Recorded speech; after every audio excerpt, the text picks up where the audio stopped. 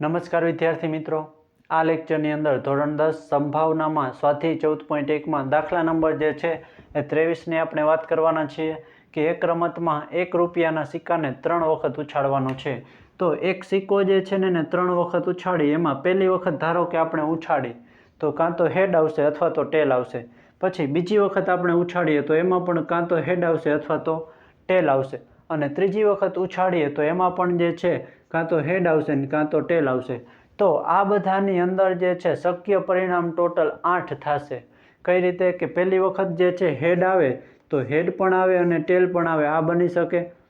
પછી અહીંયા બીજી વખત ધારો કે હેડ આવે છે તો એની સાથે પણ હેડ અને ટેલ ગમે તે આવી શકે છે. તો અહીંયા આપણે જેટલી ટોટલ શક્યતાઓ છે એ પહેલાં આપણે લખી દઈએ કે અહીં તમામ શક્ય પરિણામ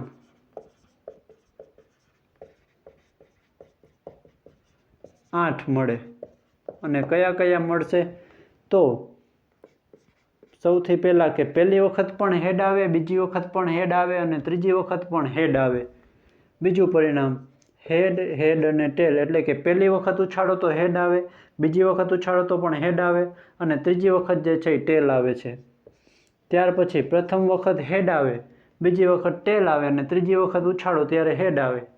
ત્યાર પછી પહેલી વખત જો ટેલ આવી જાય અને બાકીની 2 વખત હેડ આવે. ત્યાર પછી ત્રણેય વખત ધારો કે ટેલ આવે છે, પછી પહેલી 2 વખત જે છે એ ટેલ આવે અને ત્રીજી વખત હેડ આવે. પ્રથમ વખત ટેલ આવે, પછી હેડ આવે બીજી વખત ઉછાળો ત્યારે અને ત્રીજી વખત ટેલ આવે. પ્રથમ વખત જે છે એ હેડ આવે અને બાકીની 2 વખત ટેલ આવે. તો અહીંયા જેટલા શક્ય પરિણામ ટોટલ હોઈ શકે એ આપણે લખી દીધા છે. હવે જે છે દરેક વખતે જે છે આપણે એના પરિણામ નોંધી લીધા.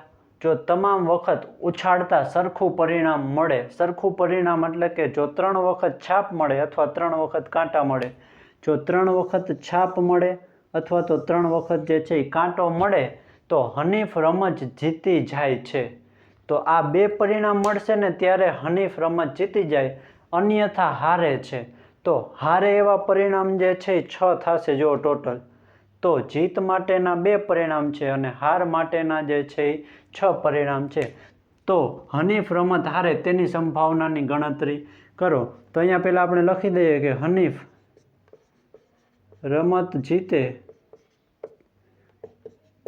તેના સાનુકૂળ પરિણામ 2 છે.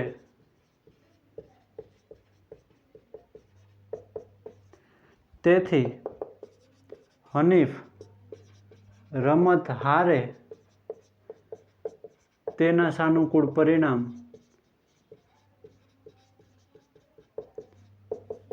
6 થાય. અને આપણે જે છે ફક્ત હારે ને એ જ શોધવાનું છે. તો એને કહી દઈએ ઘટના એ કે હનીફ રમત હારે.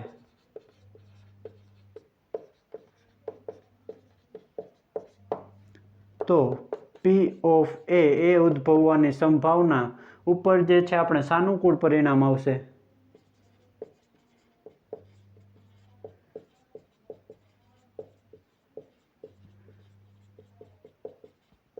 અને છેદમાં આવશે તમામ શક્ય પરિણામ. તો સાનુકૂળ પરિણામ 6 છે અને જે છે ટોટલ પરિણામ 8 છે. અહીંયા જે છે છેદ ઉડે છે, 3 દુ 6 થશે અને 4 દુ 8 થશે. તો 3 ગુણ્યા 2 એટલે 6 થાય અને 4 ગુણ્યા 2 એટલે 8 થાય. તો 2 2 ઉડી જશે.